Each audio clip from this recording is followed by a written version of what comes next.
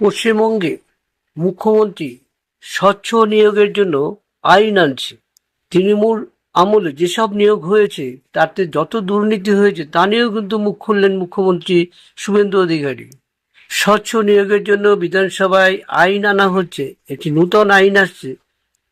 শনিবার শিয়ালদাহে রোজগার মেলা থেকে ঘোষণা করলেন মুখ্যমন্ত্রী শুভেন্দু অধিকারী। তিনি বলেন, নিয়োগ সংক্রান্ত পলিসির জন্য যে নতুন আইন করা দরকার, আমরা আগামী বিধানসভা অধিবেশনে তা করবই।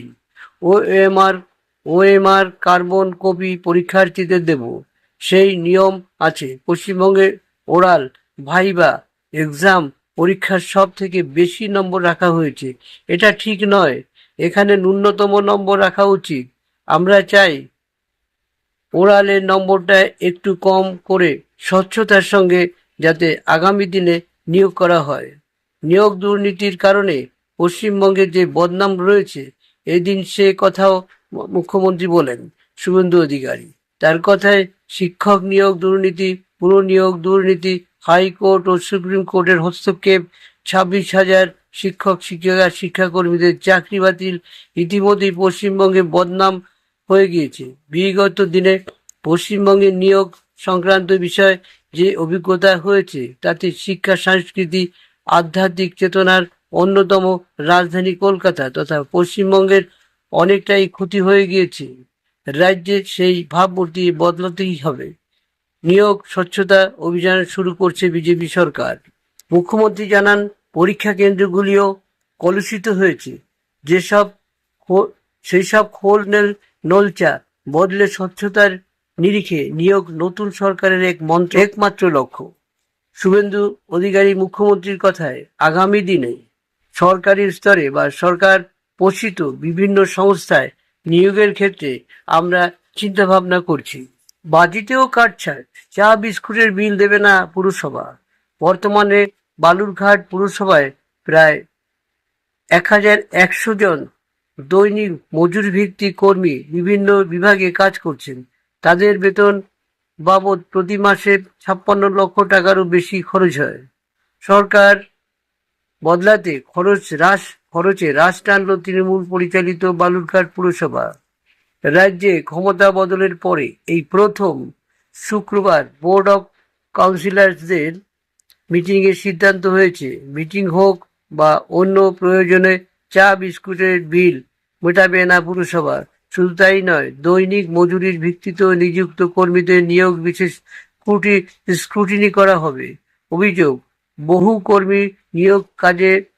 কর্মী অনিয়মিত কাজে উপস্থিত থাকলেও বাস্তবে কাজের ক্ষেত্রে গাফিলতি করেন। কেউ আবার কাজ না করেও বেতন তোলেন। এই পরিস্থিতিতে এবার কোনো কর্মী কোথায় কি কাজ করছেন তার রেকর্ড খতিয়ে দেখার সিদ্ধান্ত নিয়েছেন পুর কর্তৃপক্ষ। গাফিলতি প্রমাণিত হলে কড়া পদক্ষেপ নেওয়া হবে। বর্তমানে বালুরঘাট পুরসভায় প্রায় 1,100 জন দৈনিক মজুর ভিত্তিক কর্মী বিভিন্ন বিভাগে কাজ করছেন। তাদের বেতন বাবদ প্রতি মাসে 56 লক্ষ টাকারও বেশি খরচ হয়। এতদিন পুরসভায় বৈঠকে বা আধিকারিকদের কেউ দেখা করতে কেউ এলে চা বিস্কুট ও টিফিনের খরচ বহন করত পুরসভা। প্রতি মাসে 50,000 টাকারও বেশি শুধু চা বিস্কুটের বিল মেটাতে হচ্ছে। এবারে আর সেই বাবদ টাকা খরচ করবে না পুরসভা। যারা অস্থায়ী কর্মী রয়েছেন তাদের জন্য নতুন নিয়ম চালু করা হয়েছে। 60 বছর হলে সংশ্লিষ্ট কর্মীদের কাছ থেকে অব্যাহতি দেওয়া হবে। রাজ্য সরকারের নির্দেশিকা মেনে জরুরি প্রয়োজন ছাড়া নতুন কোনো টেন্ডার আপাতত করা যাবে না। বালুরঘাট টাউন বিজেপি সভাপতি সমীর প্রসাদ দত্ত বলেন, এতদিনে হঠাৎ স্বচ্ছ হওয়ার কথা মনে পড়েছে। সরকার বদল না হলে এসব মনে পড়তো না। বালুরঘাট পুরসভার চেয়ারম্যান সুরজিৎ সাহা বলেন, বোর্ড মিটিংয়ে পুরসভার আর্থিক পরিস্থিতি, পরিষেবা এবং খরচ নিয়ন্ত্রণ নিয়ে বিস্তারিত আলোচনা হয়েছে। এবার থেকে পুরসভা আর চা বিস্কুটের বিল দেবে না, সেটা সকলকে জানিয়ে দেওয়া হয়েছে। এছাড়াও কর্মীদের কাছে নজরদারি করা হবে। পুরসভা খরচে হ্রাস টেনেছে এবং প্রশাসনিক স্বচ্ছতা বাড়ানোর উপরও জোর দেওয়া হয়েছে। পুরসভা সূত্রের খবর, এতদিন শহরের মধ্যে সববাহী গাড়ির জন্য 250 টাকা এবং শহরের বাইরে গেলে 350 টাকা ভাড়া নেওয়া হতো। এবার সেই ভাড়া পুরোপুরি মকুব করা হয়েছে।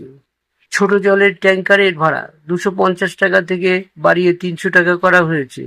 বড় ট্যাঙ্কারের ক্ষেত্রে ভাড়া 450 টাকা থেকে বেড়ে হয়েছে 700 টাকা।